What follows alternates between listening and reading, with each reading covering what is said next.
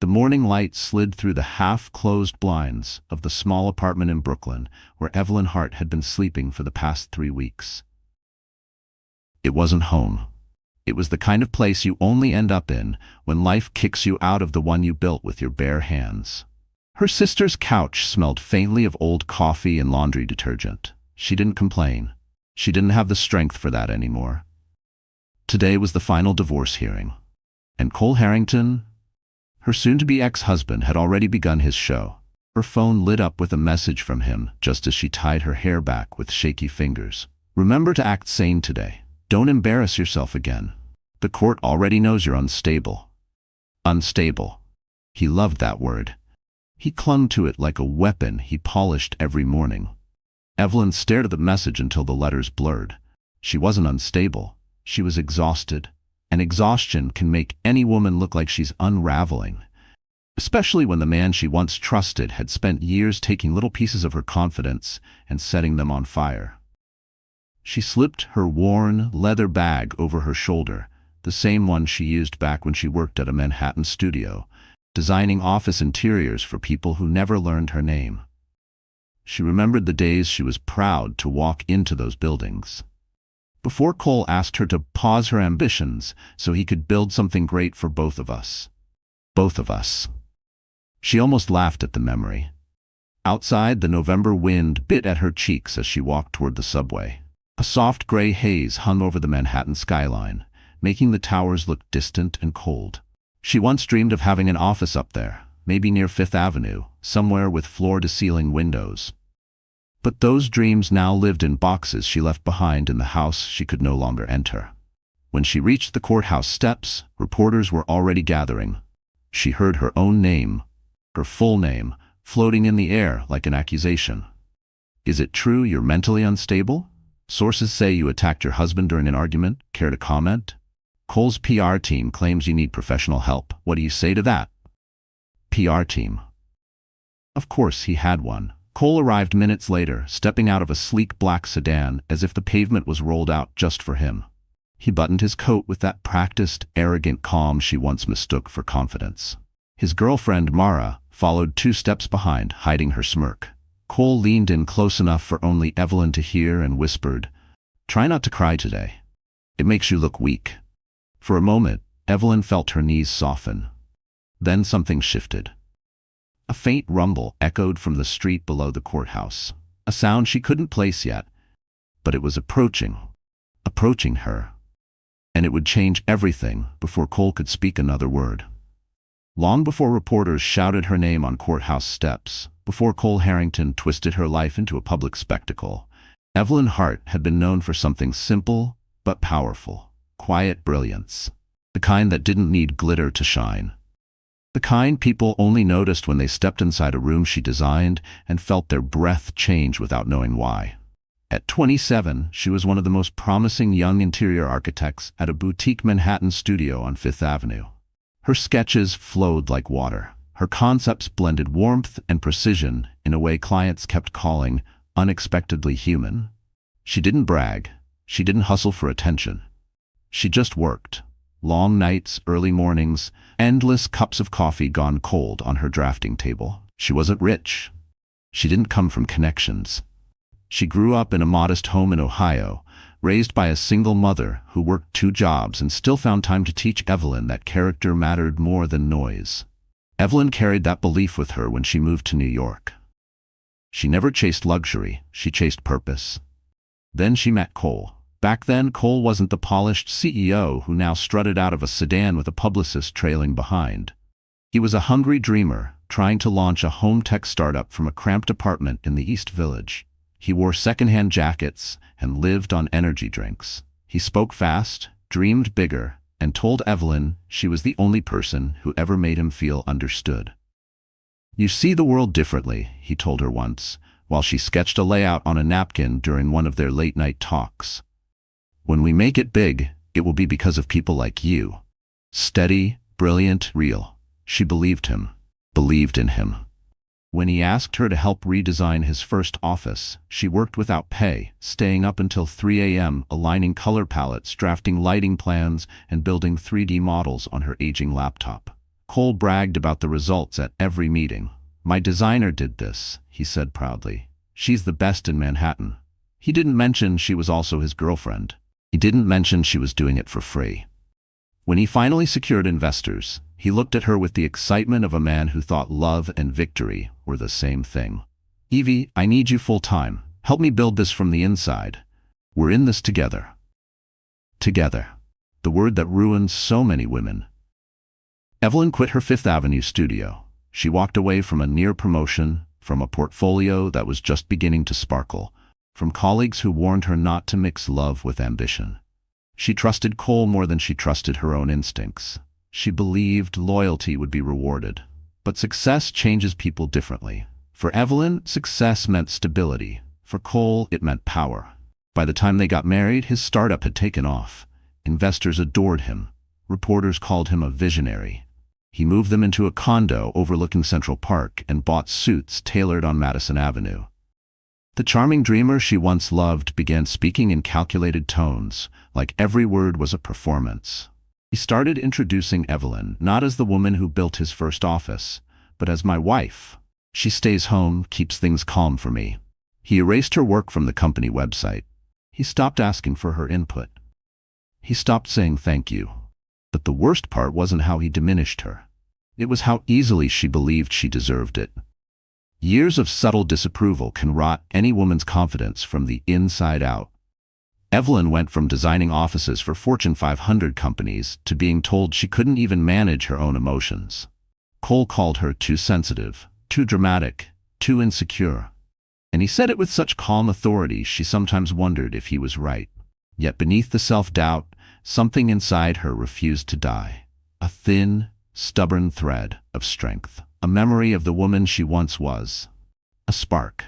And that spark would soon be fanned by a force Cole never saw coming. Because someone else had been watching Evelyn's talent long before Cole tried to bury it. Manhattan had a way of swallowing people whole, especially those who once believed the city was theirs. Evelyn Hart used to walk its streets with a sense of purpose, tracing building facades with her eyes, studying the play of light across glass towers like she was reading a language only she understood. But now, as the divorce pushed her to the edges of the life she once helped build, the city felt bigger, harsher, colder. The heart of the storm was always the same place, the Harrington and Hale building on Park Avenue, the headquarters of Cole's home tech empire. A gleaming tower of steel and tinted windows, it rose above the street with an arrogance that mirrored the man who owned half of it. Evelyn had designed the original interior concept when Cole's company was still working out of a renovated loft. She remembered choosing soft lighting, warm wood textures, and curved lines meant to calm employees in the high-pressure world of tech. Now the lobby looked nothing like her sketches. Cole had replaced everything with harsh geometric lighting and chrome finishes, chasing the kind of sterile luxury meant to impress investors. To Evelyn, it felt like stepping into a place that had stolen her own fingerprints. The second setting, one far more intimate, was the Plaza Hotel, where Cole now hosted industry dinners and pretended Evelyn had never contributed to his rise. The grand chandeliers, the gold-trimmed walls, the white marble floors. Evelyn had once attended these events on his arm. Now she passed the hotel only when she had to catch the subway from Fifth Avenue, avoiding the doormen's eyes in case they recognized her. But nothing compared to the place that carried the deepest cut. The Hamptons house. A modern beachside villa with floor-to-ceiling windows facing the Atlantic. Cole bought it right after his company reached its first $100 million valuation. He told Evelyn he wanted her to decorate it however she dreamed. "Let this be your canvas," he had said. She spent 8 months crafting every inch, soft neutral palettes, natural stone accents, and hand-picked furnishings from small artisans across the East Coast. She found out later that Cole and his mistress Mara had spent entire weekends there pretending the house was theirs alone. The betrayal lit a quiet fire inside her, a fire that burned without smoke, without sound, but never went out. In contrast to the luxury Cole flaunted, Evelyn's current world was almost painfully simple. Her sister's 2-bedroom apartment in Brooklyn. A tiny balcony with chipped paint. A wobbly kitchen table where she stared at job listings each night.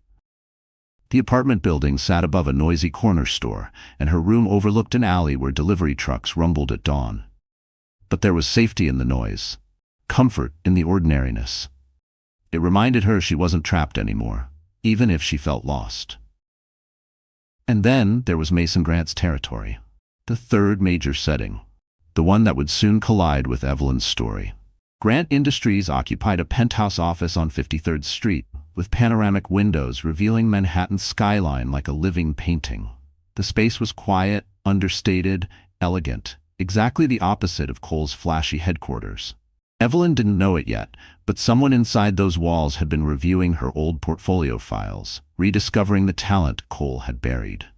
3 worlds: the empire she built but was erased from, the luxury she once lived but was pushed out of, and the empire of the man who would soon rewrite her fate.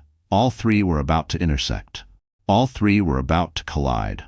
And Evelyn was standing at the fault line where everything would break open.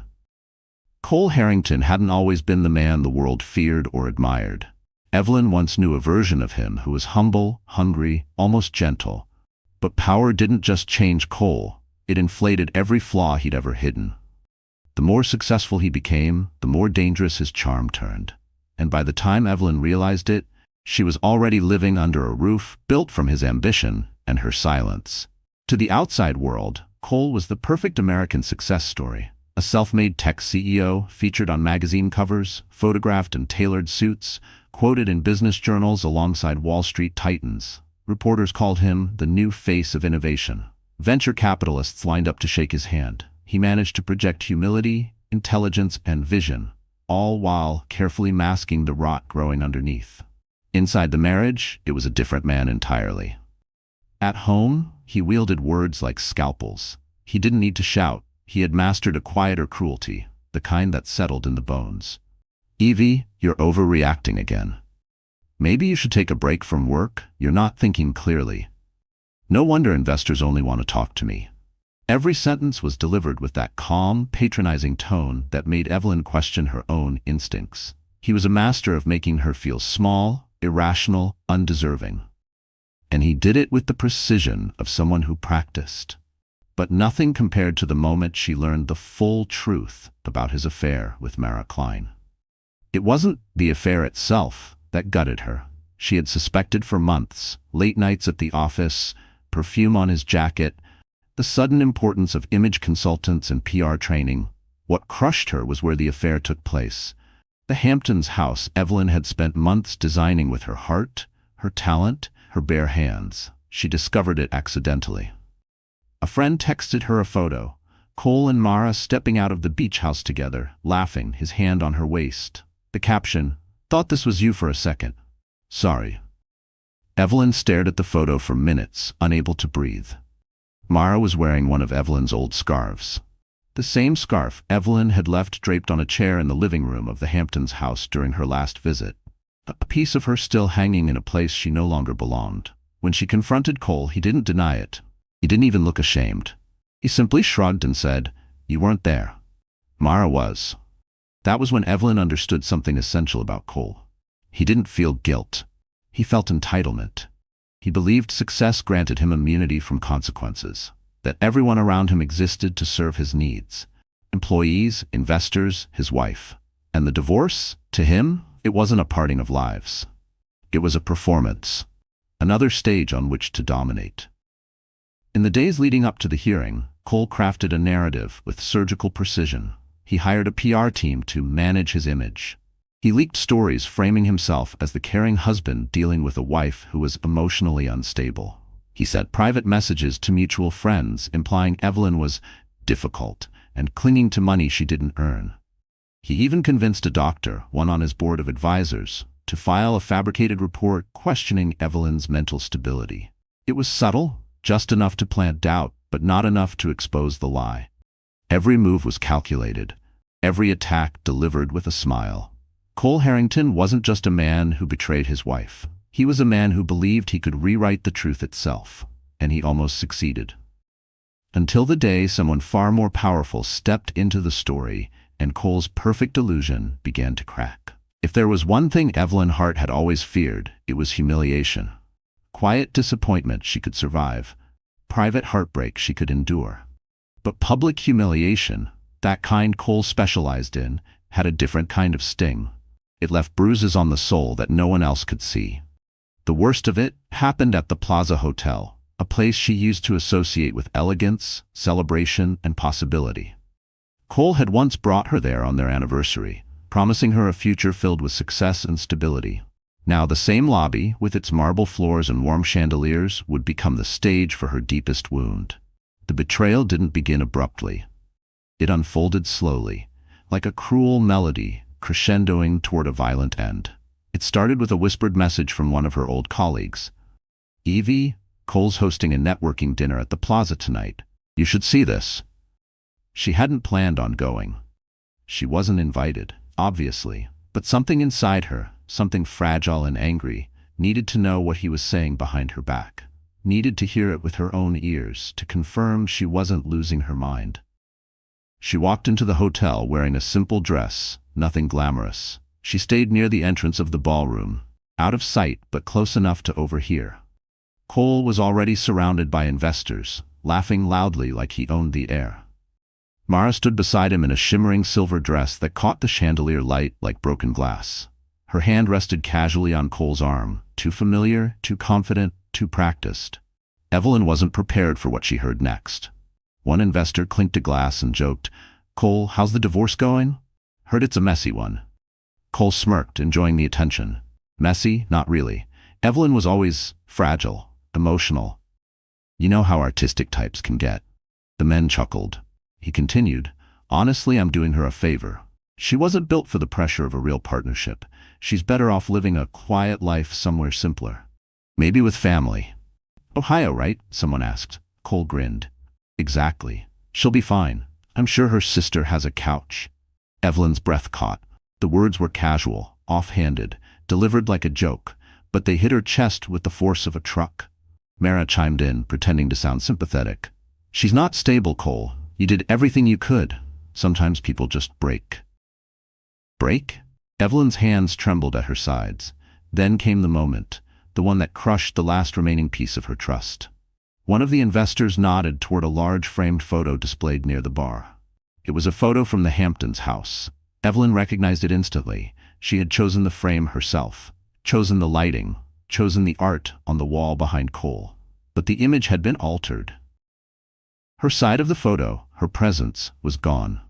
Deleted. Cropped out.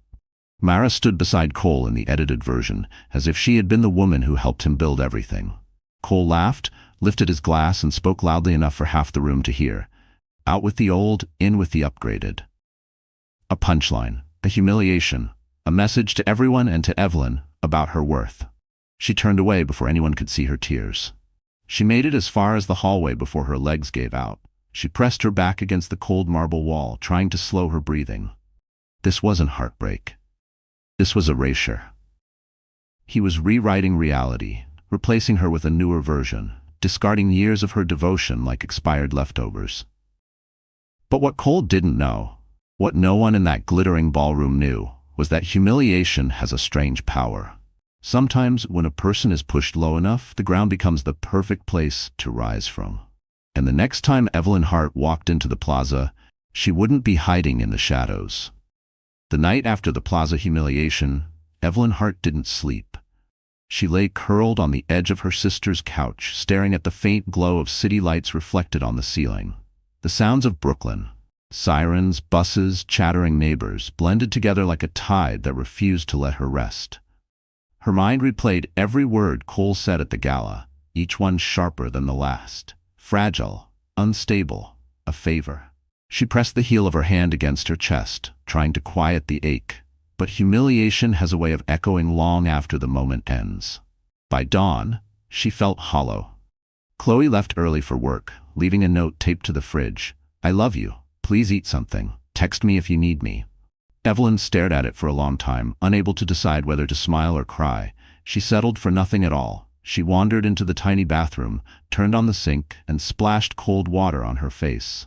The mirror didn't show the Evelyn she once knew.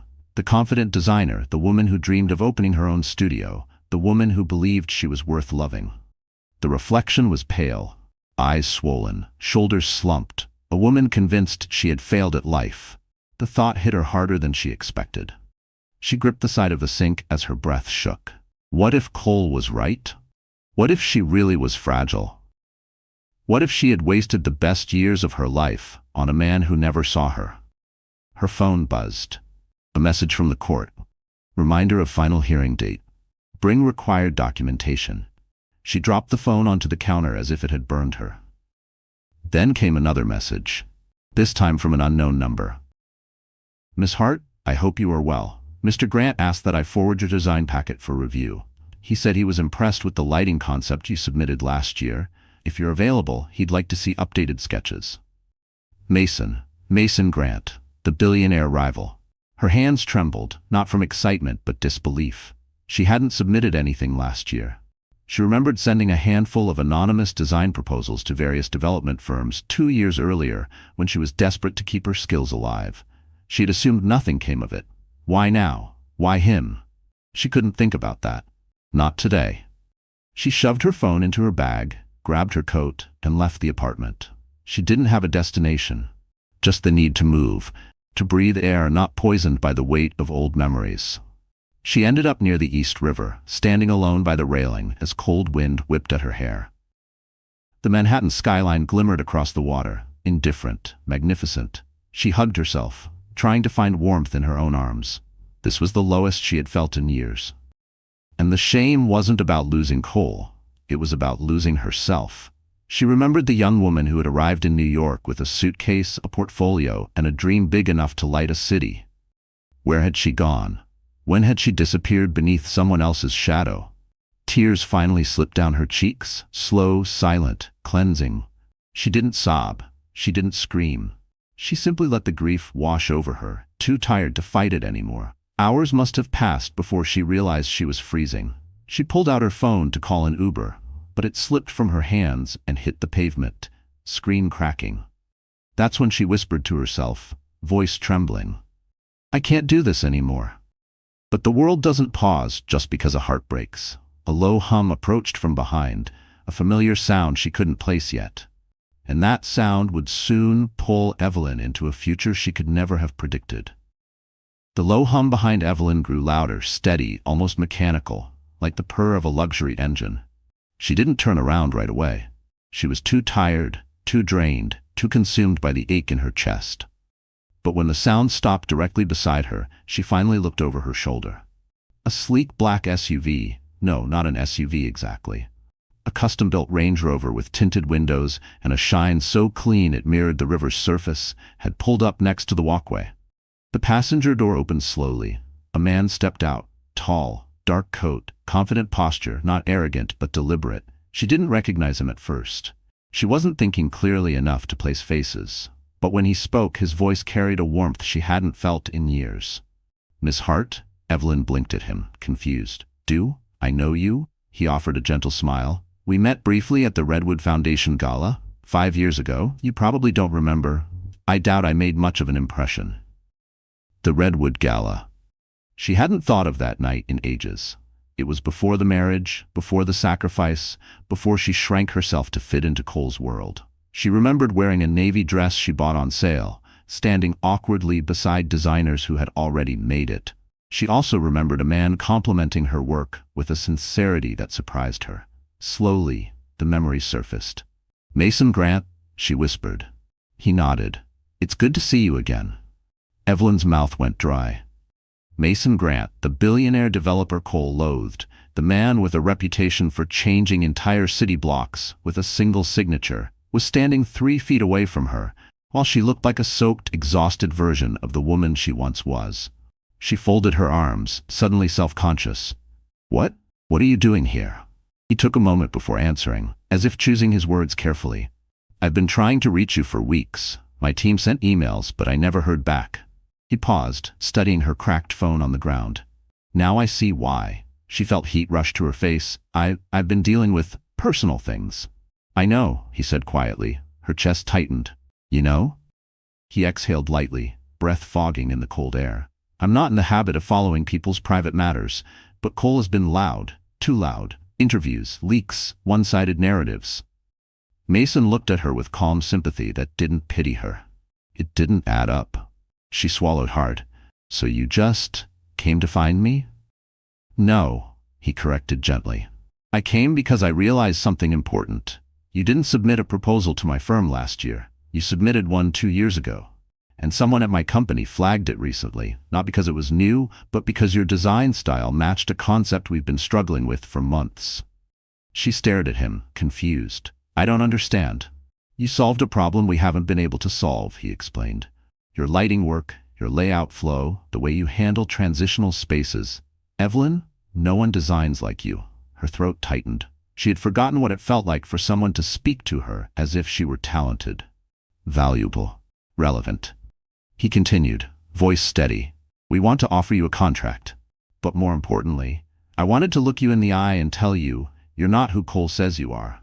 You're not fragile. You're not unstable. You're extraordinary. The words hit her harder than Cole's insults ever had. Evelyn felt something inside her shift, a tiny click like a lock turning after years of being stuck. She didn't fully believe Mason yet, but she wanted to. She wanted to believe in herself again. Mason glanced toward the river. Let me take you home. You shouldn't be out here alone. Evelyn hesitated, then nodded. She followed him to the car, but as the door closed behind her, she felt a tremor run through her heart. Because Mason Grant wasn't the only person who had been watching her life unravel, and someone else had plans of their own. The drive back to Brooklyn was quiet, but not uncomfortable. Evelyn sat in the back seat of Mason's Range Rover, fingers laced tightly on her lap, trying to understand how her life had shifted so dramatically in a matter of minutes. The leather interior smelled faintly of cedar and clean air, a sharp contrast to the chaos inside her chest. Mason didn't push her to talk. He simply let the silence settle the way a steady hand calms a trembling shoulder. When the car stopped in front of her sister's apartment building, Evelyn expected him to wish her luck and drive away.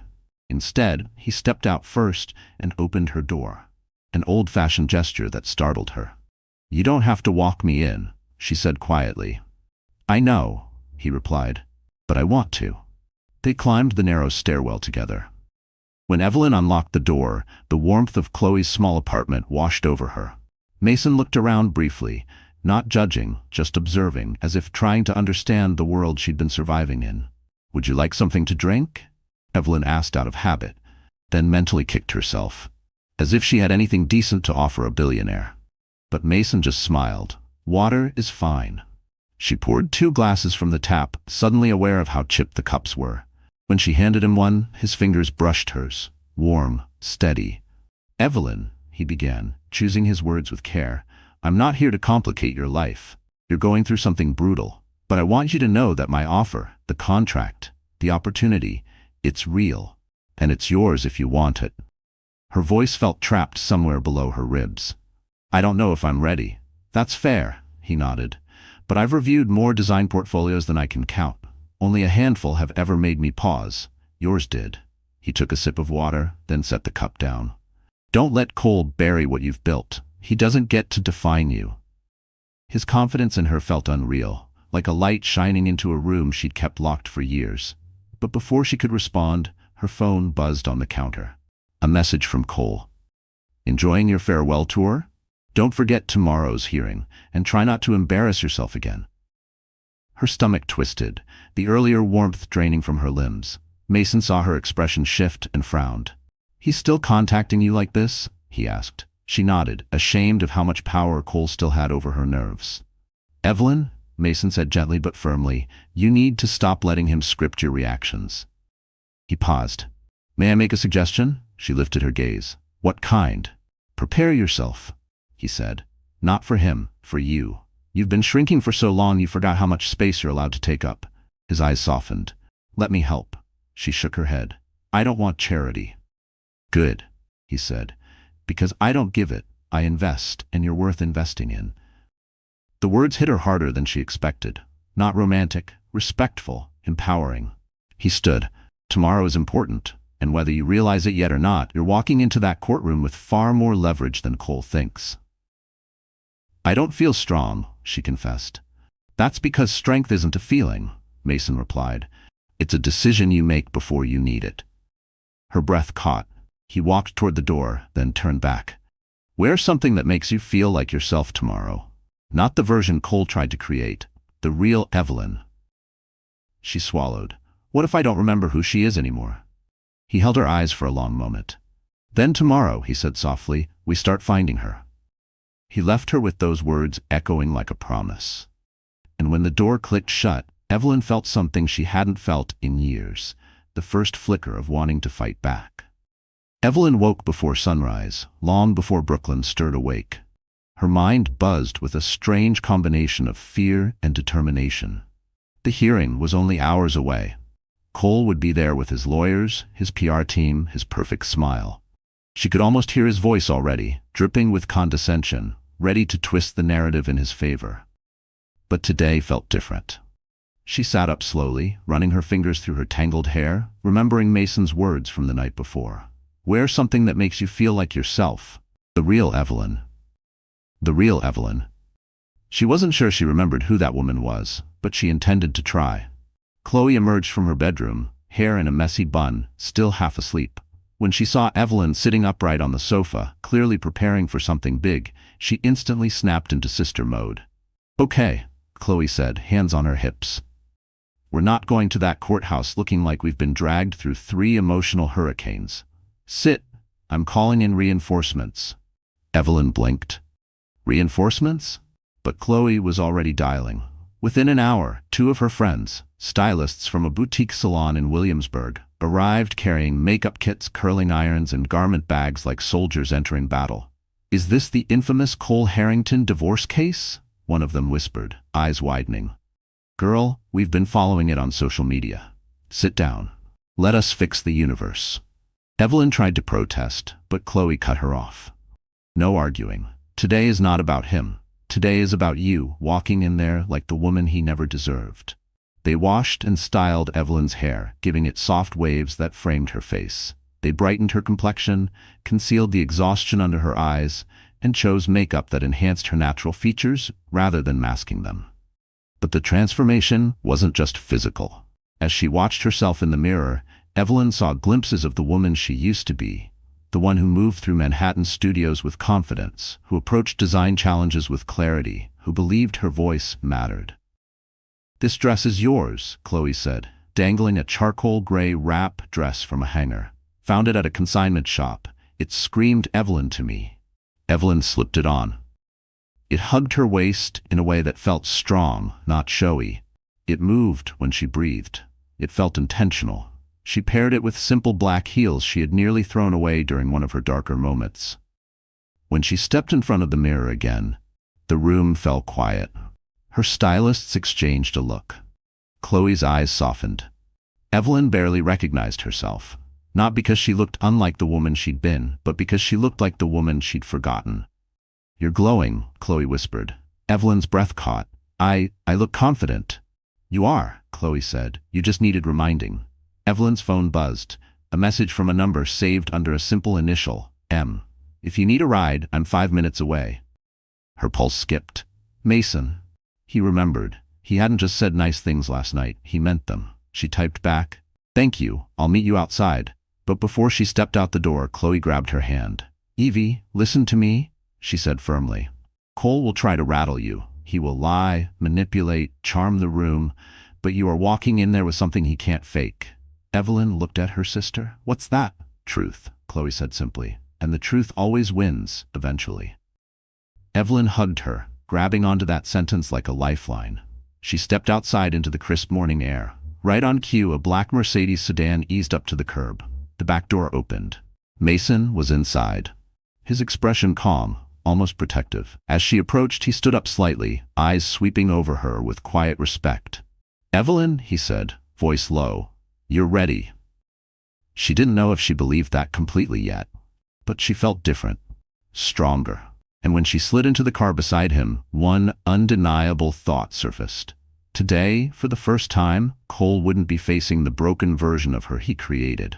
The courthouse on Center Street looked colder than usual, its gray stone exterior towering over the morning crowd like a judgment waiting to fall. Evelyn stepped out of the Mercedes with careful breaths, her charcoal-wrapped dress fluttering slightly in the wind. Mason walked beside her, but kept a respectful distance, letting her lead. He didn't claim her space, he supported it. Inside, the marble floors echoed with footsteps, whispered conversations, and the rustling of legal papers. Evelyn felt her pulse racing, but Mason leaned in just enough for her to hear him. "Remember," he murmured, "you're walking in here as the woman Cole underestimated, not the one he broke." She nodded gently. The double doors to the courtroom opened, and every head turned. Cole Harrington was already inside.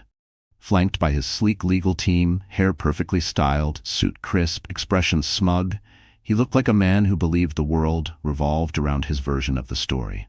His girlfriend Mara sat behind him, legs crossed, wearing a cream blazer and a gleaming smile that didn't reach her eyes. The moment Cole saw Evelyn, his eyebrows lifted, surprise flashing just long enough to break his facade. Evelyn looked nothing like the fragile woman he expected to dominate today. That crack in his expression gave her power. He stood up, approached her as if greeting an old friend, and said loudly enough for everyone nearby to hear, Well, look who finally decided to pull herself together. I almost didn't recognize you." A few people glanced over. Evelyn held her head high. "Hello, Cole," he smirked. "I'm glad you made an effort today. It'll help the court believe you're functioning." His tone carried casual cruelty. Mason took one step forward, not aggressive, not confrontational, simply present. Cole's eyes flicked to him, irritation sparking. Cole forced a laugh. "And who might you be? Her emotional support driver?" The people nearby chuckled awkwardly. Mason didn't react. "I'm here as a colleague." Something tightened in Cole's jaw. Before he could respond, the bailiff called for everyone to take their seats. Evelyn walked to her table with Dr. Serena Wolfe, her attorney, a calm, controlled woman who carried a leather portfolio and an aura of quiet authority. Cole made sure Mara sat in the front row, close enough to be seen, close enough to taunt. Evelyn refused to acknowledge her. The proceeding began. Cole's attorney opened aggressively. They painted Evelyn as unstable, unpredictable, financially dependent, incapable of functioning without Cole's support. They referenced the false mental health report, cleverly worded but deeply damaging. Cole leaned back in his chair, legs crossed, looking pleased with every lie spoken on his behalf. Then came the worst moment, an intentional public blow. Cole's attorney displayed a series of private photos. Evelyn crying during an argument, Evelyn exhausted, Evelyn looking disheveled after a sleepless night, all taken without her consent. Mara smiled proudly. Cole casually sipped water. Whispers filled the courtroom. Heat rose in Evelyn's face, shame, anger, betrayal swirling into something unbearable. Her throat tightened, vision blurring. Serena whispered, "Stay steady. Your truth is coming." But Cole wasn't done. He stood, unprompted, and addressed the court directly. "I tried to help my wife," he said, voice dripping with false compassion. "But she isn't capable of managing pressure. Her breakdowns were constant. I had to protect our reputation. Honestly, I'm worried she's a danger to herself." His words settled into the courtroom like poison. Evelyn's breath caught, but she didn't break. Because across the aisle, Mason sat perfectly still, watching Cole with narrowed eyes. He knew something that would turn this entire case upside down. And when Serena opened her folder, revealing documents Evelyn had never seen, Evelyn felt a shift in the air. The truth was about to strike harder than any lie Cole had ever crafted. The courtroom had fallen into a heavy silence after Cole's performance, a silence thick enough to choke on. Evelyn felt every eye on her, waiting to see if she would crumble. Cole leaned back in his chair like a man who believed he had just secured his victory. Mara crossed her legs and gave Evelyn a pitying look, the kind that stung more than hatred. But Dr. Serena Wolfe didn't flinch. She rose slowly, smoothing her charcoal suit jacket, and stepped toward the bench with the calm confidence of someone holding a loaded weapon the other side didn't know existed. "Your Honor," Serena began, "I would like to submit several exhibits into evidence, documents recently obtained through independent investigation." Cole's attorney shot up. "Objection. We were not informed of any new materials." "Because," Serena replied coolly, "your client attempted to prevent their discovery." A ripple went through the room. The judge nodded. "Proceed." Serena opened her leather portfolio, and Evelyn felt her breath catch. She had never seen those documents before. What had Serena uncovered? The first image appeared on the screen, a digital timestamp from 2 years earlier, long before Cole claimed Evelyn had emotional instability. It showed Cole forwarding Evelyn's design concepts to employees, labeling them as company assets. Exhibit A, Serena said clearly, demonstrates that Mrs. Hart provided substantial, unpaid labor to Harrington and Hale during key developmental phases. Her work was integral to the company's brand identity.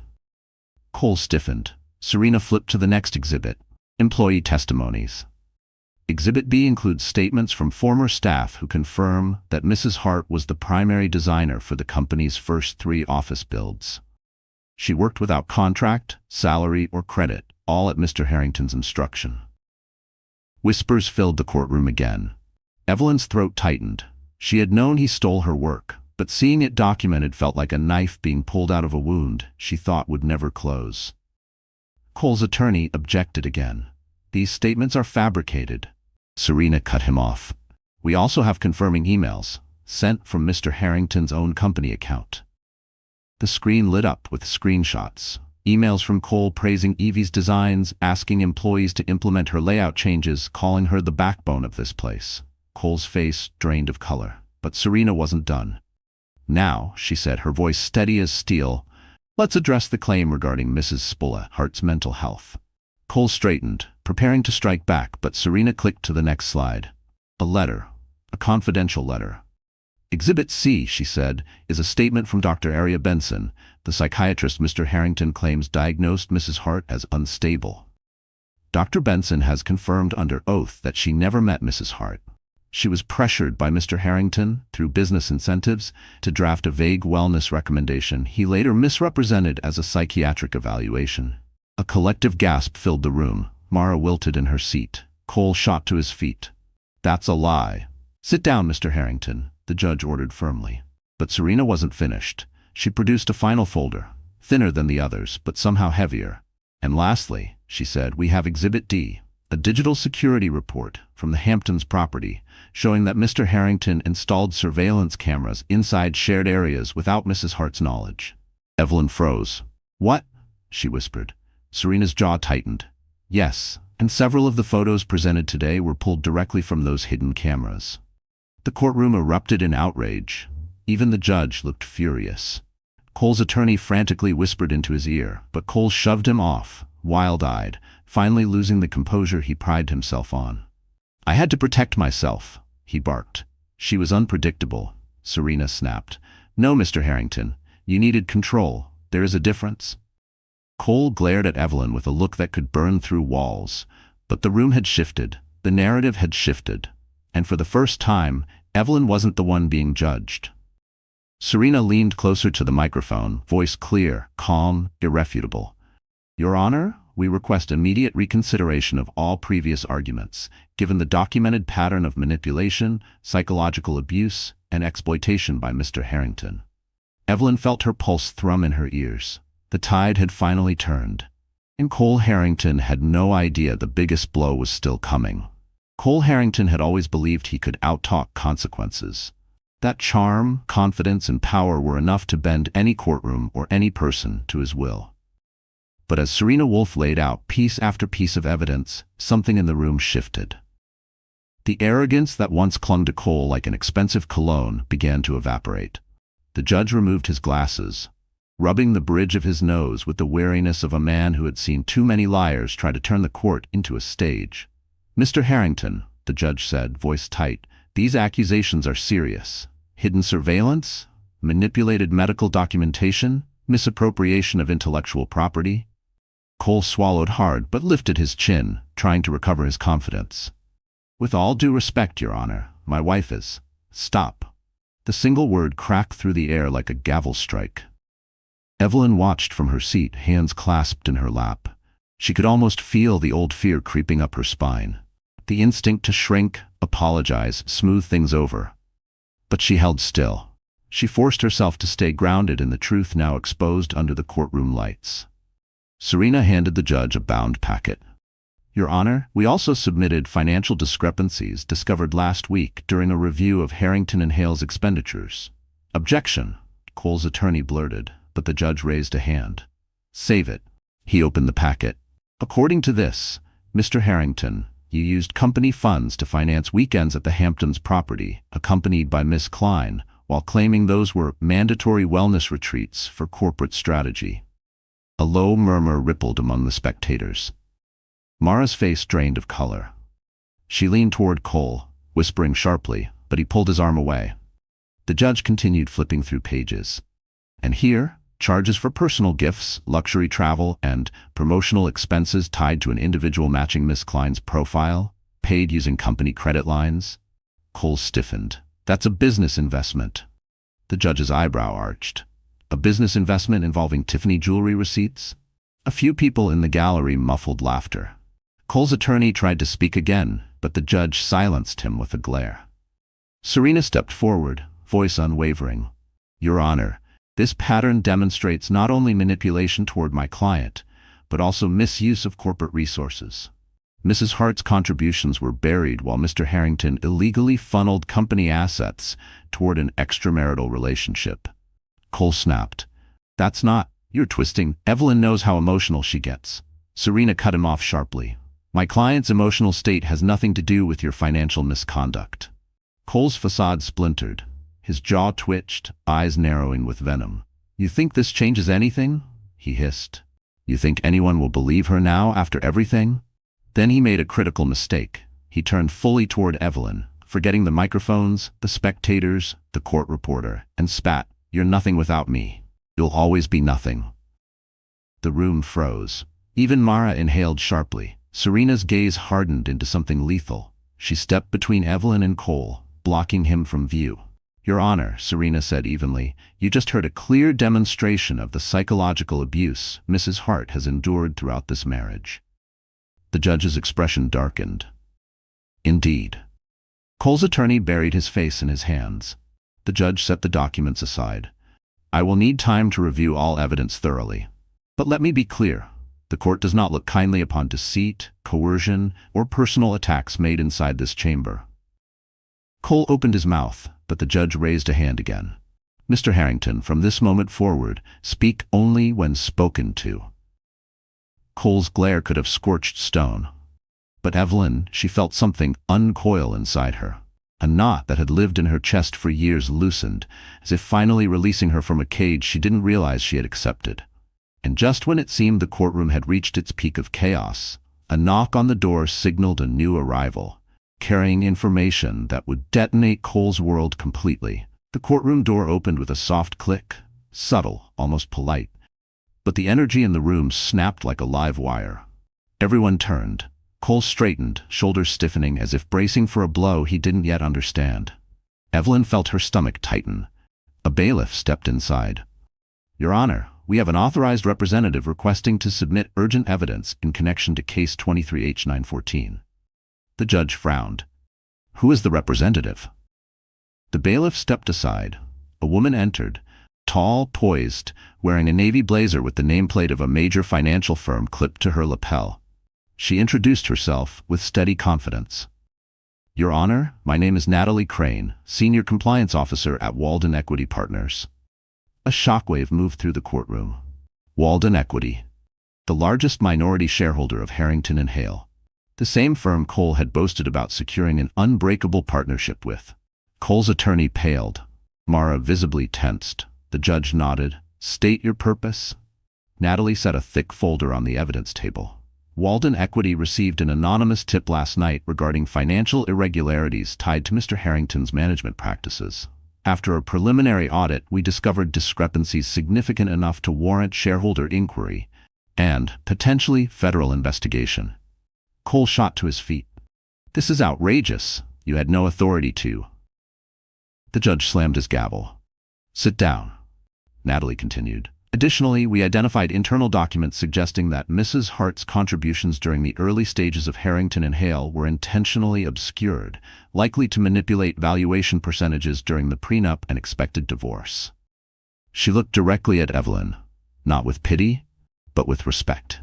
"These documents contain timestamps, email chains, and project files that verify Mrs. Hart acted as a de facto co-designer during the company's foundational period. Serena smiled, a small, controlled smile, but one Evelyn noticed instantly. Cole's voice cracked. "You can't be serious. This is a misunderstanding. Walden Equity is on my side." Natalie didn't blink. "Walden Equity is on the side of accountability, Mr. Harrington. Your personal matters became material the second you used company funds to cover them." Gasps erupted. Cole turned to Mara as if seeking backup, but Mara shrank in her seat. Her eyes darted around nervously. She had not expected the tide to shift this violently. Natalie then held up a final document. "We also uncovered a suspicious wire transfer. $50,000 sent from a secondary corporate account to an individual listed as M. Klein." Mara inhaled sharply. Cole hissed. "That was compensation for PR consulting." Natalie's tone chilled. "She is not listed as an employee, vendor, or contractor. It appears to be a personal transfer disguised as business expenditure." The judge's face hardened. "Mr. Harrington, this is rapidly moving beyond a domestic matter." Serena stepped forward. "Your Honor, given the new evidence, we request immediate recognition of Mrs. Hart's contributions, penalties for fraudulent filings, and full investigation into Mr. Harrington's financial conduct." Cole snapped. "This is a setup. Someone is manipulating." Natalie cut him off. "The anonymous tip came from within your company, Mr. Harrington. Someone who had access to internal systems and felt morally compelled to speak up." Cole froze. Everyone watched. He looked around wildly, scanning faces, as if trying to identify the traitor among his own team. Evelyn watched him unravel. The man who once controlled every room, now reduced to a cornered predator fighting ghosts. Then Natalie added, almost gently, "There's more. But Walden Equity will be working with investigators separately." Cole's attorney sank deeper into his seat. The judge exhaled, long and heavy. "Given the gravity of this material, I am suspending all prior assumptions. Mrs. Hart's position is hereby strengthened pending final review. Mr. Harrington, you are barred from accessing corporate accounts or shared assets until further notice." Cole's jaw fell open. "You can't do this to me." The judge's stare was ice. "Sir, you did this to yourself." And Evelyn realized something profound.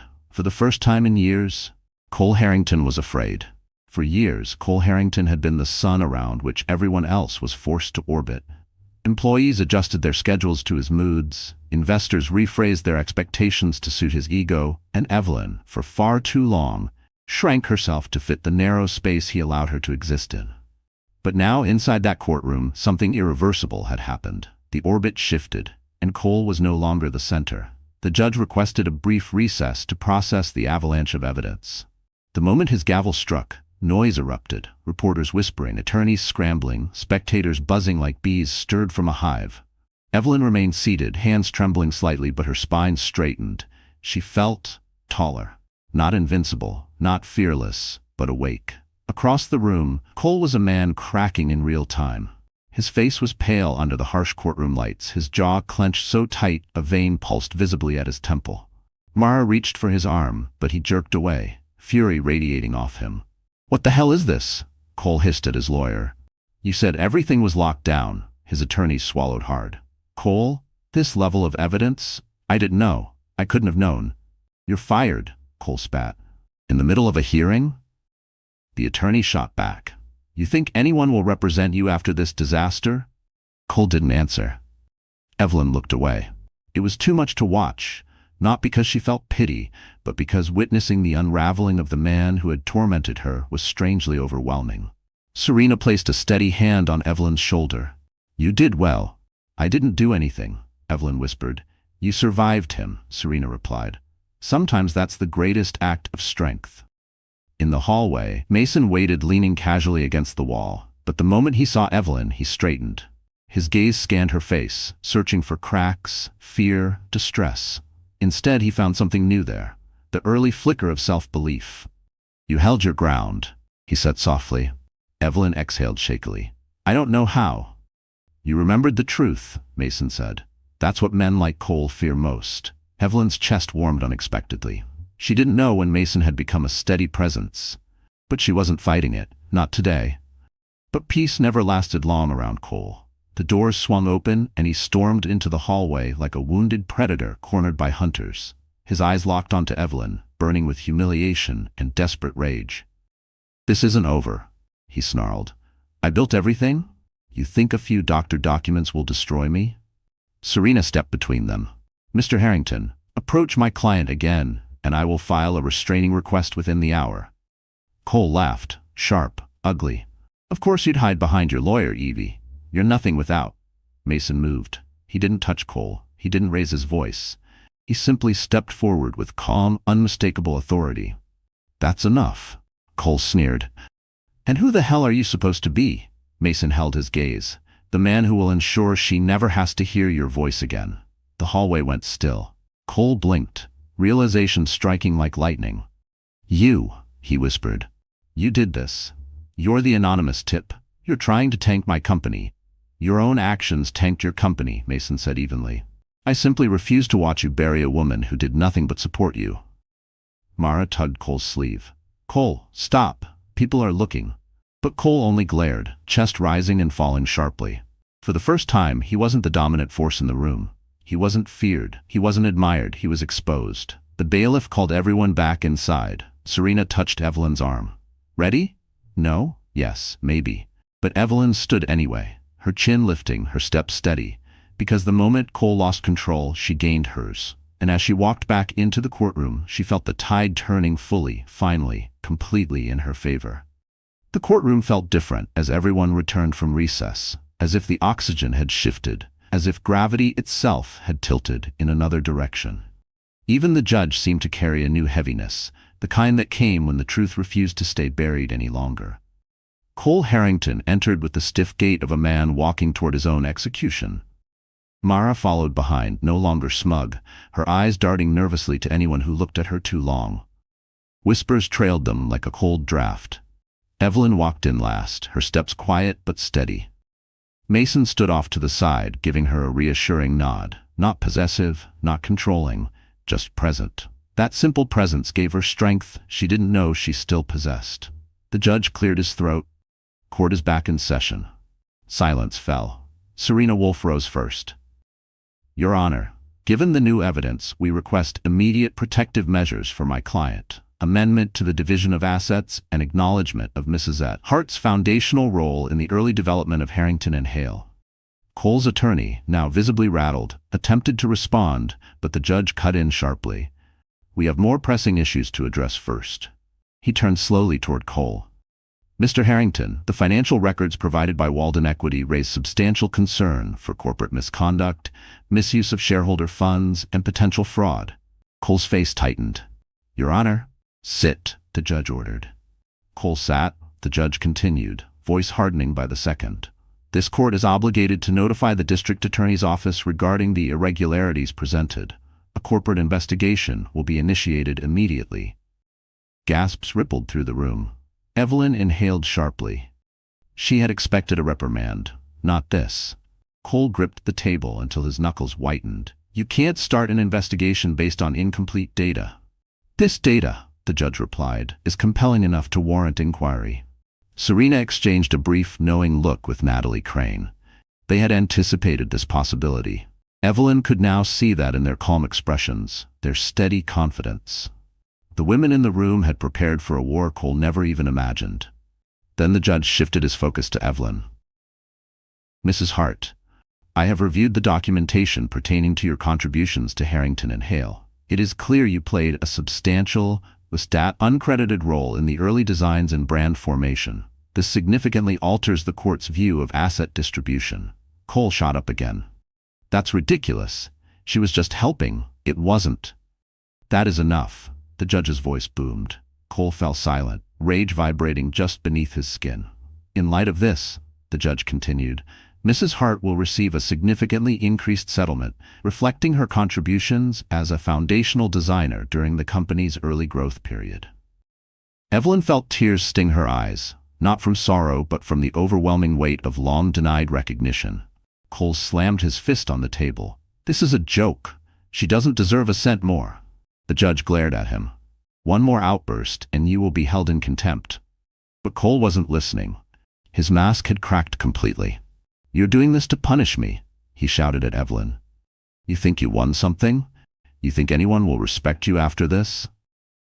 Serena stood. Respect doesn't come from lies, Mr. Harrington. it comes from truth. The judge continued. Furthermore, due to the documented patterns of emotional manipulation and unauthorized surveillance, Mrs. Hart is entitled to full protection under the court. A restraining order will be filed pending review. Mara let out a soft gasp. Cole turned on her. "This is your fault," he barked. "You should have stopped that woman from coming forward." Mara recoiled, embarrassment turning to fear. And for the first time, Evelyn felt nothing for him. No guilt, no fear, no old attachment, just clarity. This was the man she had sacrificed years of her life for. This was the man she had once loved. Now he was simply a stranger, collapsing beneath the weight of his own deceit. The judge struck the gavel. Court adjourned for today. Evelyn exhaled shakily. As she turned to leave, Cole called her name, voice trembling. But this time, he was the one begging for something he would never get again. Evelyn. Her name echoed through the courtroom hallway just as she stepped toward the exit. It wasn't the confident bark Cole used to command rooms. It was something unfamiliar, strained, trembling, almost frantic. She froze for half a second. Not because she feared him, but because for the first time, he sounded like a man who realized he was losing everything. She turned slowly. Cole was standing in the doorway of the courtroom, chest rising and falling sharply, hair slightly disheveled from running a hand through it too many times. Mara lingered behind him, unsure whether to follow or flee. Cole's attorney was nowhere in sight. "Evelyn, wait," he said again, softer this time. Serena stepped instinctively in front of Evelyn, blocking Cole's path with a calm, practiced stance. "Mr. Harrington, you've been warned not to approach my client." Cole ignored her. His desperate eyes were fixed on Evelyn. "Evie, please, just listen. 2 minutes, that's all I'm asking." Evie, the name he only used when he wanted something. Evelyn's stomach turned, but she forced her expression to stay neutral. Mason approached silently from her left, close enough to intervene, far enough to let her choose. He didn't speak, he didn't pressure. He simply stood with quiet support. Evelyn inhaled slowly. 2 minutes, public hallway, Serena stays. Cole swallowed and nodded quickly, as if grateful for even that scrap of mercy. They stepped a few feet away. Not far, the bailiff kept watch, Serena at Evelyn's side, Mason leaning against the wall with his arms crossed, ready if needed. Cole rubbed the back of his neck, struggling for words. His hands shook. I didn't know they had all that," he whispered. "I didn't expect." "That's the thing," Evelyn said quietly. "You never expect consequences." He flinched. "Evie, I know I made mistakes, but what Serena showed, some of it was taken out of context. It looks worse than it." "It is worse," she cut in. "It's exactly what it looks like." He looked away. "I'm losing everything." "Yes," she replied simply. He blinked at her, stunned. Maybe he expected sympathy. Maybe he still believed she needed him enough to soften the blow. "You don't have to do this. You don't have to destroy me." "Cole," she said, voice steady. "I didn't destroy you. You did that yourself." His jaw clenched. "I can fix this. If you drop the claims, if you help me get ahead of the investigation, I can." "You can what?" Evelyn asked. "Lie your way out again? Use me like you used my work? Turn the story so you come out the hero?" He stilled. She continued. "You never wanted a wife. You wanted an accessory, someone pretty, quiet, and endlessly forgiving." He looked wounded for the first time. "Evie, we built a life together. Doesn't that mean anything?" "It did," she said gently. "But it means nothing now." Cole's composure shattered. "I can't lose you." "You lost me a long time ago," Evelyn replied. He took a shaky step toward her, but Mason moved instantly, placing himself between them with a calm, immovable presence. "That's close enough," Mason said. Cole glared at him. "Stay out of this." Mason didn't blink. "No." Something in Cole snapped. "You think she'll pick you? You think you're better than me?" "It doesn't matter what I think," Mason replied. "It matters what she deserves." Evelyn felt her heart thud, not from fear but from clarity. She stepped around Mason, meeting Cole's furious, pleading eyes one last time. "I deserve peace," she said. "I deserve truth, and I deserve a life you're not in." Those words hit him harder than any courtroom blow. His shoulders collapsed. For the first time, Cole Harrington looked small. The bailiff approached. "Ma'am, do you need escort?" Evelyn shook her head. "No, I'm done here." She turned away from the man who once controlled her world, and didn't look back. As she walked toward the exit, held steady by Serena's quiet pride and Mason's silent presence beside her, the final piece of her old life fell away, leaving room for the woman she was finally becoming. Outside the courthouse, the November air bit sharply at Evelyn's cheeks as she stepped onto the broad stone steps. A cluster of reporters waited at the bottom, microphones raised like spears pointed toward whatever story bled loudest. Cole Harrington had always loved that attention, but today, attention was the last thing he wanted. Mason walked beside Evelyn with quiet, unobtrusive confidence. He didn't touch her. He didn't lead her. He simply matched her pace, as if reminding her she wasn't walking through this storm alone. Serena followed a step behind, already texting someone, probably coordinating the next legal move, layered and precise as always. As Evelyn reached the midpoint of the steps, cameras flashed. "Mrs. Hart, is it true Mr. Harrington falsified financial records?" "Evelyn, how do you respond to allegations of emotional abuse? Is the restraining order official? Are you and Mason Grant working together professionally or personally?" Evelyn froze. She wasn't ready for this part. She wasn't ready for all eyes on her again. Cole burst through the courthouse doors moments later, face red, tie crooked, looking nothing like the golden CEO who used to grace magazine covers. Reporters swarmed him instantly. "Mr. Harrington, shareholders want a statement. Is it true Walden Equity is launching a full audit? Did you knowingly misuse company funds?" Cole shoved past them, voice raised. "No comment. Back off." The scene spiraled into chaos. Then, a sound sliced through the noise. A deep, polished engine purr. A sleek black limousine rolled to the curb in front of the courthouse, its chrome trim gleaming under the gray morning light. A driver in a tailored black suit stepped out, circling the vehicle with the precision of a man trained to protect high-level clients. The crowd's noise softened to murmurs. Evelyn blinked. "Mason, is that?" "Yes," Mason said quietly. "I had my team bring it." "But why?" "Because Cole turned your life into a spectacle," Mason answered. "You deserve to walk out of this with dignity." The limo door opened. Gasps rippled through the crowd. Cole pushed forward, bewildered. "What is this? A publicity stunt?" Mason's expression didn't change. "No, this is called respect." But what happened next stunned even Evelyn. A second figure stepped out from inside the limo. A man in an immaculate gray suit with an ID badge from the State Financial Crimes Division clipped to his jacket. He walked directly toward Cole. "Mr. Harrington," he announced, his voice carrying over the crowd, "you are hereby served with a notice of mandatory cooperation in the ongoing investigation into Harrington and Hale corporate misconduct. This requires full disclosure of all financial documents within 10 business days." Reporters gasped. Cameras flashed. Cole's face strained white. "This is harassment," he snarled. "You can't serve me in public." The officer remained unmoved. "Sir, you've ignored 2 private requests. Consider this your final notice." Cole looked like the world was collapsing under his feet. Mara quietly slipped away from his side, blending into the crowd, distancing herself inch by inch. Evelyn watched it all with a surreal calm. Not triumphant, not cruel, just done. Done carrying the weight of his choices. Done being the silent casualty of his ego. A reporter suddenly turned to her. "Mrs. Hart, do you have a comment?" For the first time in years, Evelyn didn't shrink. She didn't hide. Her voice was steady when she answered, "I'm choosing peace. The rest will take care of itself." The crowd murmured in admiration. Mason opened the limo door for her, not as a savior, not as a symbol, but as someone who saw her worth long before today.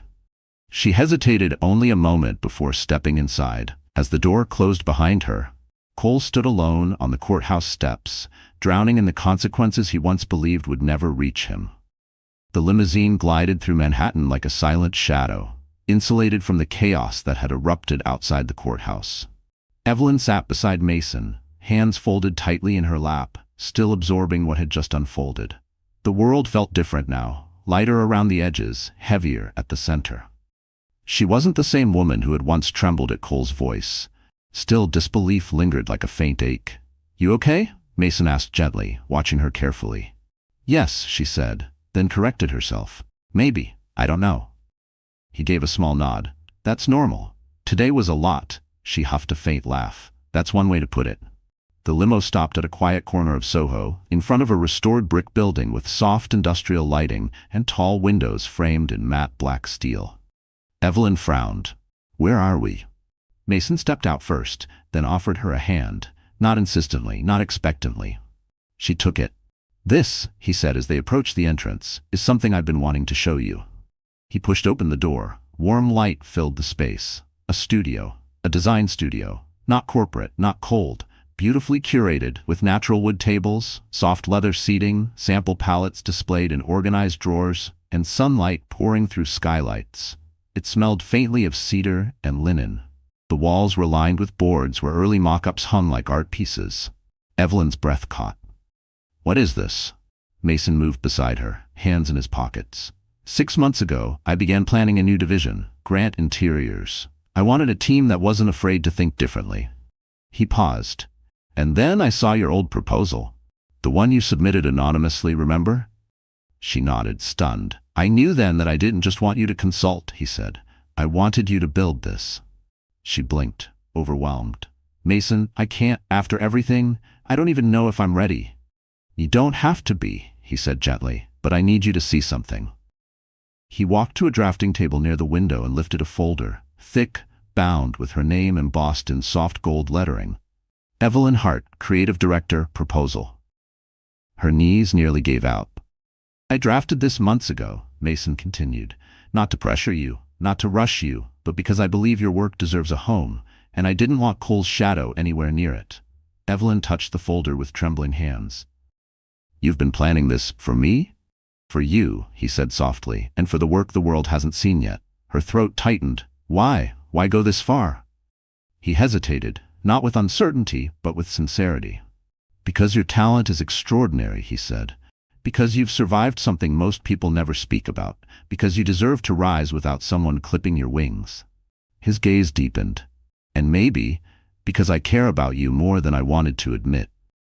The words warmed places she hadn't felt in years, places Cole had made her believe were unworthy of affection. "Mason," she whispered, unsure what else to say. He didn't step closer, didn't trap her, didn't push. He simply offered space. "You don't owe me anything," he added quietly. "If you want this, it's yours. If you need time, you'll have it. If you walk away, I'll still respect whatever you choose." Evelyn looked around the studio, feeling something awaken inside her, a spark she thought Cole had extinguished. Possibility. Hope. The version of herself she used to be. She pressed a hand to her chest, steadying her breath. "I want to try," she said finally. "I'm scared, but I want to try." Mason exhaled, relief softening his posture. "Then we begin whenever you're ready." She smiled for the first time in what felt like years. And just as she turned to take in the studio again, her phone buzzed, one notification that made her blood run cold. A headline: Cole Harrington's shareholders demand emergency meeting. The final fallout was beginning, and Evelyn was no longer the casualty. She was becoming the witness to his unraveling. By the next morning, Manhattan buzzed with a story hotter than any market headline. Finance forums, legal blogs, and even casual gossip feeds were ablaze with the same explosive update: Cole Harrington faces shareholder revolt. Evelyn stared at the notification on her phone, sitting at the long wooden table in the Soho studio Mason had shown her the night before. Her coffee sat untouched, growing cold beside her sketchbook. She didn't take pleasure in Cole's downfall. Not exactly. What she felt was closer to release, like an old chain around her chest had finally snapped. Mason entered quietly, setting a fresh cup of coffee beside her. "You saw the news?" She nodded. "They scheduled the meeting for this afternoon." "They're moving fast," Mason said. "Faster than even I expected." Evelyn looked up at him. "Is this because of the investigation?" He shook his head. "It's because shareholders fear one thing more than scandal: loss. Cole's instability is now a liability they can no longer hide." The word instability struck her with bitter irony. For years Cole had labeled her unstable. Now the world saw him for what he truly was. "Are you sure you want to be anywhere near this?" Mason asked gently. But Evelyn surprised herself. "Yes," she answered. "I do."